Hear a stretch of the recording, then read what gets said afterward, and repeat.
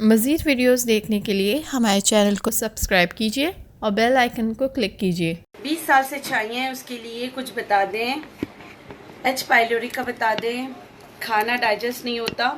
ठीक है, मैं बताना शुरू कर देती हूँ। 20 साल से छाइयाँ हैं तो बेटा 20 साल से जो छाइयाँ हैं उसका आपने इलाज क्यों नहीं कराया, मैं ये रख देती हूँ। कोई बात नहीं, अगर ये स्क्रीन पर आएगा तो कोई इशू नहीं है, लेकिन टिक जाएगा। 20 साल से अगर छाइयाँ हैं, मेरा चश्मा उठा देना।